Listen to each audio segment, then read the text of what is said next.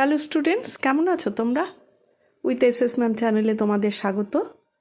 তোমাদের বাংলা পাঠ্য বই সাহিত্য মেলার দ্বিতীয় পাঠের নারায়ণ গঙ্গোপাধ্যায়ের লেখা গল্প বনভোজনের ব্যাপার গল্পটি পাঠ করে শোনাবো আজ। পরবর্তী ভিডিওতে হাতে কলমের যত প্রশ্ন আছে তার উত্তরগুলো করিয়ে দেব। এখনও যারা উইথ এসএস ম্যাম চ্যানেলটি সাবস্ক্রাইব করোনি তারা চটপট সাবস্ক্রাইব করো, আর লাইক শেয়ার কমেন্ট করতে একদম ভুলবে না। চলো শুরু করি।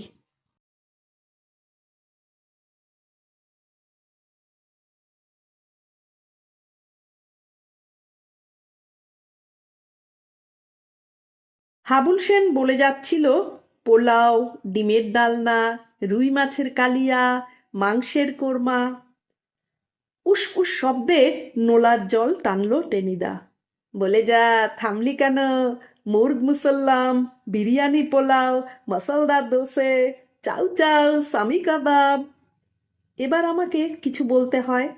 আমি জুড়ে দিলাম, আলু ভাজা, শুক্তো, বাটি চচ্চড়ি, কুমড়োর ছোকা। টেনিদা আর বলতে দিলে না, গাঁক গাঁক করে চেঁচিয়ে উঠল, থাম পালা, থাম বলছি, শুক্তো, বাটি চচ্চড়ি। দাঁত খিচিয়ে পড়লে, তার চেয়ে বল না, তার চেয়ে বল না, হিংচে সেদ্ধ, গাদাল আর সিঙ্গি মাছের ঝোল, পালা জ্বরে ভুগিস আর বাসক পাতার রস খাস। এর চাইতে বেশি বুদ্ধি আর কি হবে তোর? দিব্যি আয়সা আয়সা মোগলাই খানার কথা হচ্ছিল, তার মধ্যে ধা করে নিয়ে এলো বাটি চচ্চড়ি আর বিউলির ডাল। দেখতার। ক্যাবলা বললে, পশ্চিমে কুদরুর তরকারি দিয়ে ঠেকুয়া খায়, বেশ লাগে। টেনিদা তিরিং করে লাফিয়ে উঠল, কাঁচা লঙ্কা আর ছোলার ছাতু আরো ভালো লাগে না? তবে তাই খাগে যা, তোদের মতো উল্লুকের সঙ্গে পিকনিকের আলোচনাও ঝাঁক মারি। হাবুল সেন বললেন, আহা, চেইতা যাইতাছ কেন? পোলা পানে কয়। পোলা পান? এই গারুরগুলোকে জলপান করলে তবে রাগ যায়। তাও কি খাওয়া যাবে এগুলোকে? নিম নিসিন্দের চেয়েও অখাদ্য। এই রইল তোদের পিকনিক, আমি চললাম। তোরা ছোলার ছাতু আর কাঁচা লঙ্কার পিন্ডি গেল গে, আমি ওসবের মধ্যে নেই।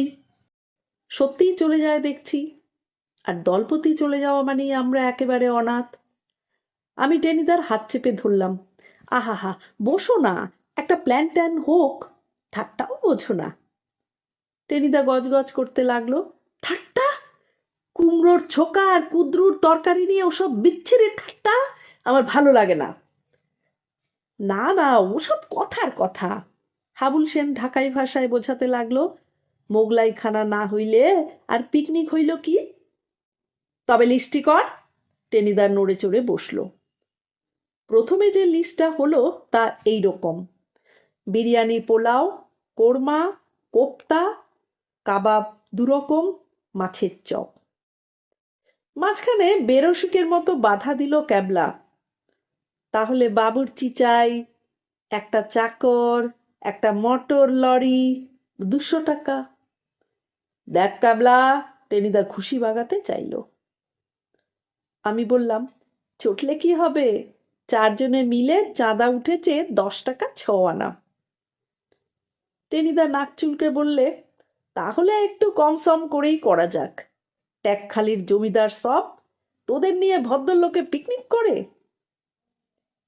আমি বলতে যাচ্ছিলাম, তুমি দিয়েছ 6 আনা, বাকি 10 টাকা গেছে আমাদের 3 জনের পকেট থেকে।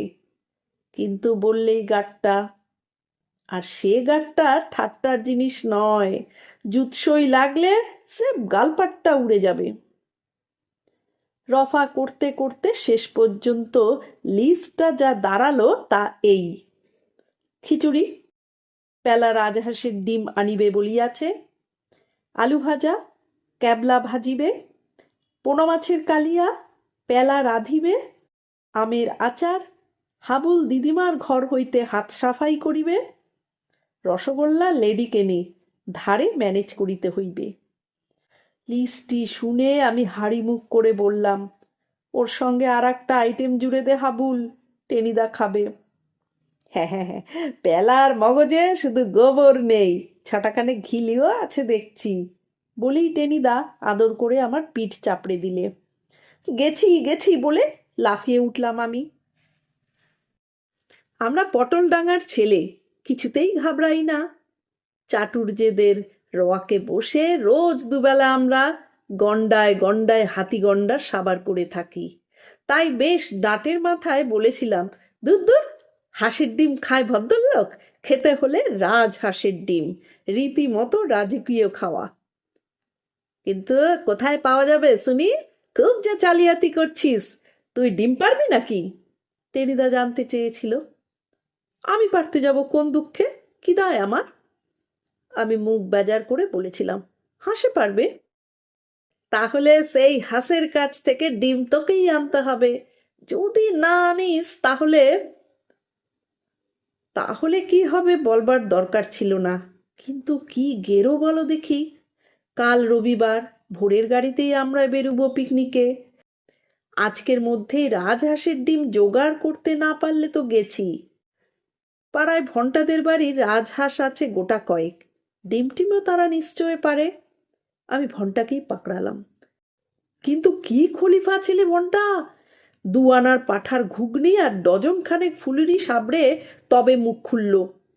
ডিম আমি দিতে পারি, তবে নিজের হাতে বার করে নিতে হবে বাক্স থেকে। তুই দে না ভাই, এনে একটা আইসক্রিম খাওয়াবো। ভন্টা ঠোঁট বেঁকিয়ে বললে, নিজেরা পোলাও মাংস সাটাবেন আর আমার বেলায় আইসক্রিম, ওতে চলবে না। ইচ্ছে হয় নিজে বের করে নাও, আমি বাবা ময়লা ঘাঁটতে পারবো না। কি করি, রাজি হতে হলো। ভন্টা বললে, দুপুরবেলায় আসিস, বাবা মেজদা অফিসে যাওয়ার পরে, মা তখন ভস ভস করে ঘুমোয়, সেই সময় ডিম বের করে দেব। গেলাম দুপুরে। উঠোনের একপাশে কাঠের বাক্স, তার ভিতরে সার খুপড়ি, গোটা 2 হাঁস ভিতরে বসে ডিমে তা দিচ্ছে। ভন্টা বললে, যা নিয়ে আয়। কিন্তু কাছে যেতেই বিতিকিচ্ছিরি ভাবে ফ্যাস ফ্যাস করে উঠল হাঁস দুটো। ফোঁস করছে যে।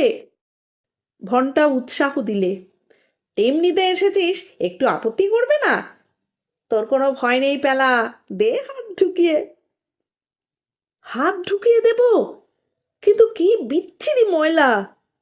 ময়লা আর কি বদখত গন্ধ, একেবারে নাড়ি উল্টে আসে। তার উপরে যেরকম ঠোঁট ফাঁক করে ভয় দেখাচ্ছে। ভন্টা বললে, চেয়ারা পেলা, লেগে যা। যা থাকে কপালে বলে যেই হাত ঢুকিয়েছি, সঙ্গে সঙ্গে ওরে বাপরে, খটাং করে হাঁসটা হাত কামড়ে ধরল। সে কি কামড়! হাই মাই করে চেঁচিয়ে উঠলাম আমি। কি হয়েছে রে ভন্টা, নিচে এত গোলমাল কিসের? ভন্টার মার আওয়াজ পাওয়া গেল। আমি আর নেই, হ্যাচকা টানে হাঁসের ঠোঁট থেকে হাত ছাড়িয়ে চোঁচা দৌড় লাগালাম। দর করে রক্ত পড়ছে তখন। রাজহাঁস এমন রাজকীয় কামড় বসাতে পারে কে জানতো, কিন্তু কি ফেরের বাজ ভন্টাটা! জেনে শুনে ব্রাহ্মণের রক্তপাত ঘটালো। আচ্ছা, পিকনিকটা চুকে যাক, দেখে নেব তারপর। ওই পাঁঠার ঘুগনি আর ফুলুরির শোধ তুলে ছাড়ব। কি করা যায়, গাটের পয়সা দিয়ে মাদ্রাজি ডিমই কিনতে হলো গোটা কয়েক। পরদিন সকালে শ্যামবাজার স্টেশনে পৌঁছে দেখি টেনিদা, ক্যাবলা আর হাবুল এর মধ্যেই মার্টিনের রেলগাড়িতে চেপে বসে আছে, সঙ্গে একরাশ হাঁড়ি, কলসি, চালের পুটুলি, তেলের ভার। গাড়িতে গিয়ে উঠতে টেনিদা হাঁক ছাড়ল, এনেছিস রাজহাঁসের ডিম? দুর্গা নাম করতে করতে পুটুলি খুলে দেখালাম। এর নাম রাজহাঁসের ডিম? ইয়ার্কি পেয়েছিস? টেনিদা গাট্টা বাগালো। আমি গাড়ির খোলা দরজার দিকে সরে গেলাম। মানে ছোট রাজহাঁস কি না? ছোট রাজহাঁস কি পেয়েছিস আমাকে শুনি? পাগল না পেট খারাপ? হাবুল সেন বললে, ছাড়ান দাও, সারান দাও, ডিম তো আনছে। টেনিদা গর্জন করে বললে, ডিম এনেছে না কচু? এই তোকে বলে রাখছি পেলা, ডিমের ডালনা থেকে তোর নাম কেটে দিলাম। এক টুকরো আলু পর্যন্ত নয়, একটু ঝোলও নয়। মন খারাপ করে আমি বসে রইলাম। ডিমের ডালনা আমি ভীষণ ভালোবাসি, তাই থেকেই আমাকে বাদ দেওয়া। আচ্ছা বেশ, খেও তোমরা, এমন নজর দেব পেট ফুলে ঢোল হয়ে যাবে তোমাদের। পি করে বাঁশি বাজলো, নড়ে উঠল মার্টিনের রেল। তারপর ধস ধস ভোঁস ভোঁস করে এর রান্নাঘর ওর ভাড়ার ঘরের পাশ দিয়ে গাড়ি ছুটল। টেনিদা বললে, বাগুইআটি ছাড়িয়ে আরও 4টে স্টেশন, তার মানে প্রায় 1 ঘন্টার মামলা। লেডিকেনির হাঁড়িটা বার কর। ক্যাবলা। ক্যাবলা বললে, এক্ষুনি, তাহলে পৌঁছবার আগেই যে সাফ হয়ে যাবে। টেনিদা বললে, সাফ হবে কেন? দুটো একটা চেখে দেখবো শুধু। আমার বাবা ট্রেনে চাপলেই খিদে পায়। এই 1 ঘন্টা ধরে শুধু শুধু বসে থাকতে পারবো না। বের কর হাঁড়ি, চটপট। হাঁড়ি চটপটি বেরুলো, মানে বেরুতেই হলো তাকে। তারপর মার্টিনের রেলের চলার তালে তালে ঝটপট করে সাবার হয়ে চলল। আমি, ক্যাবলা আর হাবুল সেন জুলজুল করে তাকিয়ে রইলাম। একটা লেডিকেনি চেখে দেখতে আমরাও যে ভালোবাসি সে কথা আর মুখ ফুটে বলাই গেল না। স্টেশন থেকে নেমে প্রায় মাইলখানেক হাঁটবার পর ক্যাবলার মামার বাড়ি। কাঁচা রাস্তা, এঁটেল মাটি, তার উপর কাল রাতে এক পশলা বৃষ্টি হয়ে গেছে আবার। আগে থেকে রসগোল্লার হাঁড়িটা বাগিয়ে নিলে টেনিদা। এটা আমি নিচ্ছি, বাকি মোটঘাটগুলো তোরা নেই। রসগোল্লা বরং আমি নিচ্ছি, তুমি চালের পোটলাটা নাও টেনিদা। লেডিকেনির পরিমাণটা ভেবে আমি বলতে চেষ্টা করলাম। টেনিদা চোখ পাকালো। খবরদার পেলা, ওসব মতলব ছেড়ে দে। টুপটাপ করে 2-4টে গালে ফেলবার বুদ্ধি, তাই নয়? বাবা, চালাকি না চলিস সতী। দীর্ঘশ্বাস ফেলে গাটরি বোচকা কাঁধে ফেলে আমরা 3জনই এগোলাম। কিন্তু 3 পাও যেতে হলো না, তার আগেই ধাইন ধপাস টেনে একখানা রাম আছাড় খেলো হাবুল। এই খেয়েছে কচু পোড়া। টেনিদা চেঁচিয়ে উঠল। সারা গায়ে কাদা মেখে হাবুল উঠে দাঁড়ালো। হাতের ডিমের পুটুলিটা তখন কুকড়ে এতটুকু, হলদে রস গড়াচ্ছে তা থেকে। ক্যাবলা বললে, ডিমের ডালনার 12টা বেজে গেল। তা গেল, করুণ চোখে আমরা তাকিয়ে রইলাম সেই দিকে। ইস, এত কষ্টের ডিম! ওরই জন্যে রাজহাঁসের কামড় পর্যন্ত খেতে হয়েছে। টেনিদা হুঙ্কার দিয়ে উঠল, দিলে সব পণ্ড করে। এই ঢাকাই বাঙালটাকে সঙ্গে এনেই ভুল হয়েছে। পিটিয়ে ঢাকাই পরোটা করলে তবে রাগ যায়। আমি বলতে যাচ্ছিলাম, হাবুল 4 টাকা চাঁদা দিয়েছে। তার আগেই কি যেন একটা হয়ে গেল। হঠাৎ মনে হলো আমার পা দুটো মাটি ছেড়ে শোঁ করে শূন্যে উড়ে গেল। আর তারপরেই কাদা থেকে যখন উঠে দাঁড়ালাম, তখন আমার মাথা মুখ বেয়ে আচারের তেল গড়াচ্ছে। ওই অবস্থাতেই চেটে দেখলাম একটুখানি, বেশ ঝাল ঝাল টকটক। বেড়ে আচারটা করেছিল হাবুলের দিদিমা। ক্যাবলা আবার ঘোষণা করলে, আমের আচারের 1টা বেজে গেল। টেনিদা খেপে বললে, চুপ কর বলছি ক্যাবলা, এক চড়ে গালের বোম্বা উড়িয়ে দেব। কিন্তু তার আগেই টেনিদার বোম্বা উড়ল, মানে স্রেফ লম্বা হলো কাদায়। 7 হাত দূরে ছিটকে গেল রসগোল্লার হাঁড়ি। ধবধবে সাদা রসগোল্লাগুলো পাশের কাদা ভরা খানায় গিয়ে পড়ে একেবারে নেবুর আচার। ক্যাবলা বললে, রসগোল্লার 2টো বেজে গেল। এবার আর টেনিদা একটা কথাও বললে না, বলবার ছিলই বা কি। রসগোল্লার শোকে বুক ভাঙা দীর্ঘশ্বাস ফেলতে ফেলতে 4জনের পথ চলতে লাগলাম আমরা। টেনিদা তবু লেডিকেনিগুলো সাবার করেছে, কিন্তু আমাদের সান্ত্বনা কোথায়? অমন স্পঞ্জ রসগোল্লাগুলো। 5 মিনিট পরে টেনিদাই কথা কইল, তবু পোনা মাছগুলো আছে, কি বলিস? খিচুড়ির সঙ্গে মাছের কালিয়া আর আলু ভাজা, নেহাত মন্দ হবে না, হ্যাঁ? হাবুল বললে, হ হ, সেই ভালো। বেশি খাইলে পেট গরম হইব, গুরুপাক না খাওয়াই ভালো। ক্যাবলা মিটমিট করে হাসল। শেয়াল বলেছিল, দ্রাক্ষা ফল অতিশয় খাট্টা। ক্যাবলা ছেলেবেলায় পশ্চিমে ছিল, তাই 2-1টা হিন্দি শব্দ বেরিয়ে পড়ে মুখ দিয়ে।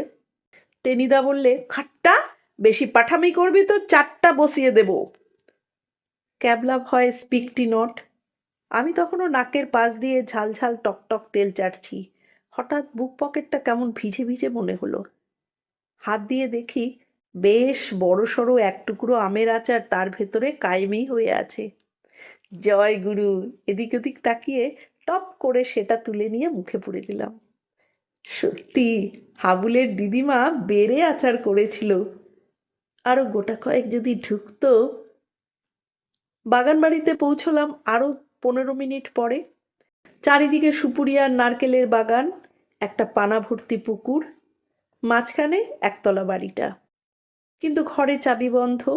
মালিটা কোথায় কেটে পড়েছে কে জানে।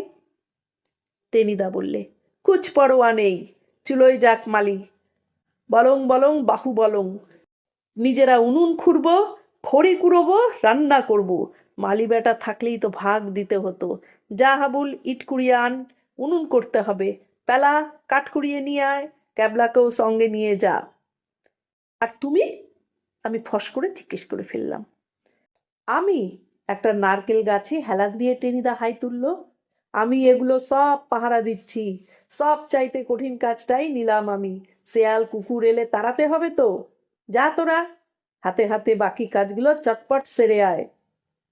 কঠিন কাজই বটে। স্কুলের পরীক্ষার গার্ডদেরও অমনি কঠিন কাজ করতে হয়। ত্রৈরাশিকের অঙ্ক কষতে গিয়ে যখন ঘোড়া ঘোড়া ঘাস ঘাস নিয়ে আমাদের দম আটকাবার জো, তখন গার্ড মোহিনীবাবুকে টেবিলে পা তুলে দিয়ে ফোড়র ফো শব্দের নাক ডাকাতে দেখেছি। টেনিদা বললে, যা যা সব, দাঁত বের করে দাঁড়িয়ে আছিস কেন? ঝা করে রান্নাটা করে ফেল, বড্ড খিদে পেয়েছে। তা পেয়েছে বই কি, পুরো এক হাঁড়ি লেডিকে নিয়ে এখনো গজগজ করছে পেটের ভেতর। আমাদের বরাতেই শুধু অষ্টরম্ভা। প্যাঁচার মতো মুখ করে আমরা কাঠ খড়ি সব কুড়িয়ে আনলাম। টেনিদা লিস্টি বার করে বললে, মাছের কালিয়া, পেলা রাঁধিবে। আমাকে দিয়েই শুরু। আমি মাথা চুলকে বললাম, খিচুড়ি টিচুড়ি আগে হয়ে যাক তবে তো। খিচুড়ি লাস্ট আইটেম, গরম গরম খেতে হবে। কালিয়া সকলের আগে। নেপালা, লেগে যা। ক্যাবলার মা মাছ কেটে নুন টুন মাখিয়ে দিয়েছিলেন, তাই রক্ষা। কড়াইতে তেল চাপিয়ে আমি মাছ ঢেলে দিলাম। তা আরে, এই কি কাণ্ড! মাছ দেবার সঙ্গে সঙ্গে কড়াই ভর্তি ফেনা। তারপরে আর কথা নেই, অতগুলো মাছ তালগোল পাকিয়ে গেল একসঙ্গে। মাছের কালিয়া নয়, মাছের হালুয়া। ক্যাবলা আদালতের পেয়াদার মতো ঘোষণা করলো, মাছের কালিয়ার 3টে বেজে গেল। তবে রে স্টুপিড! টেনিদা তরাক করে লাফিয়ে উঠল। কাঁচা তেলে মাছ দিয়ে তুই কালিয়া রাঁধছিস? এবার তোর পালা জ্বরের পিলেরই একদিন, কি আমারই একদিন। এ তো মার্টিনের রেল নয়, সোজা মাঠের রাস্তা। আমার কান পাকড়াবার জন্যে টেনিদা হাতটা এগিয়ে আসবার আগে আমি হাওয়া, একেবারে পাঞ্জাব মেলের স্পিডে। টেনিদা চেঁচিয়ে বললে, খিচুড়ি লিস্ট থেকে পেলার নাম কাটা গেল। তা যাক, কপালে আজ হরিমটর আছে, সে তো গোড়াতেই বুঝতে পেরেছি। গোমরা মুখে একটা আমড়া গাছ তলায় এসে ঘাপটি মেরে বসে রইলাম। বসে বসে কাঠ পিঁপড়ে দেখছি। হঠাৎ গুটি গুটি হাবুল আর ক্যাবলা এসে হাজির। কিরে তোরাও? ক্যাবলা বেজার মুখে বললে, খিচুড়ি টেনিদা নিজেই রাঁধবে। আমাদের আরও খড়ি আনতে পাঠালো। সেই মুহূর্তেই হাবুল সেনের আবিষ্কার, একেবারে কলম্বাসের আবিষ্কার যাকে বলে। এই বেলা দেখছস ওই গাছটায় কিরকম জলপাই পাকছে? আর বলতে হলো না, আমাদের 3জনের পেটেই তখন খিদে ইঁদুর লাফাচ্ছে। জলপাই, জলপাই সই। সঙ্গে সঙ্গে আমরা গাছে উঠে পারলাম। আহা, টক টক মিঠে মিঠে জলপাই যেন অমৃত। হাবুলের খেয়াল হলো প্রায় ঘন্টাখানেক পরে, এই টেনিদার খিচুড়ি কি হইল? ঠিক কথা, খিচুড়ি তো এতক্ষণে হয়ে যাওয়া উচিত। তরাক করে গাছ থেকে নেমে পড়ল ওরা। হাতের কাছে পাতা টাতা যা পেলে তাই নিয়ে ছুটল ঊর্ধ্বশ্বাসে। আমিও গেলাম পেছনে পেছনে আশায় আশায়। মুখে যাই বলুক, 1 হাতা খিচুড়ি কি আমায় দেবে না? প্রাণ কি এত পাষাণ হবে টেনিদার? কিন্তু খানিক দূরে এগিয়ে আমরা 3জনেই থমকে গেলাম, একেবারে মন্ত্রমুগ্ধ। টেনিদা সেই নারকেল গাছটায় হেলান দিয়ে ঘুমুচ্ছে আর মাঝে মাঝে বলছে, দে দে ক্যাবলা, পিঠটা আরেকটু ভালো করে চুলকে দে। পিঠ চুলকে দিচ্ছে সন্দেহ কি, কিন্তু সে ক্যাবলা নয়, একটা গোদা বানর। আর 4-5টা গোল হয়ে বসেছে টেনিদার চারিদিকে। কয়েকটা তো মুঠো মুঠো চাল ডাল মুখে পুড়ছে, একটা আলুগুলো সাবার করছে, আর আস্তে আস্তে টেনিদার পিঠ চুলকে দিচ্ছে। আরামে হাঁ করে ঘুমোচ্ছে টেনিদা। থেকে থেকে বলছে, দে ক্যাবলা, আর একটু ভালো করে চুলকে দে। এবার আমরা তিনজনেই গলা ফাটিয়ে চেঁচিয়ে উঠলাম, টেনিদা, বাদর বাদর! কি, আমি বাদর? বলেই টেনিদা হাঁ করে সোজা হয়ে বসলে। সঙ্গে সঙ্গে বাপ বাপ বলে চিৎকার, ই কিচ কিচ কিচ কিচ। চোখের পলকে বানরগুলো কাঁঠাল গাছের মাথায়, চাল ডাল আলুর পুটুলিও সেই সঙ্গে। আমাদের দেখিয়ে দেখিয়ে তরিবধ করে খেতে লাগলো। সেই সঙ্গে কি বিচ্ছিরি ভেঙচি! ওই ভেঙচি দেখেই না লঙ্কার রাক্ষসগুলো ভয় পেয়ে যুদ্ধে হেরে গিয়েছিল। পুকুরের ঘাটলায় চারজনে আমরা পাশাপাশি চুপ করে বসে রইলাম, যেন শোক সভা। খানিক পরেই ক্যাবলায় স্তব্ধতা ভাঙল। বনভোজনের 4টে বাজলো। তা বাজলো। টেনিদা দীর্ঘশ্বাস ফেলল। কিন্তু কি করা যায় বলতো বেলা? সেই লেডিকেনিগুলো কখন হজম হয়ে গেছে, পেট চুই চুই করছে খিদে। অগত্যা আমি বললাম, বাগানে একটি গাছে জলপাই পেকেছে টেনিদা। জলপাই? ইউরেকা! বনে ফল ভোজন, সেইটাই তো আসল বনভোজন। চল চল শিগগির চল। লাফিয়ে উঠে টেনিদা বাগানের দিকে ছুটল।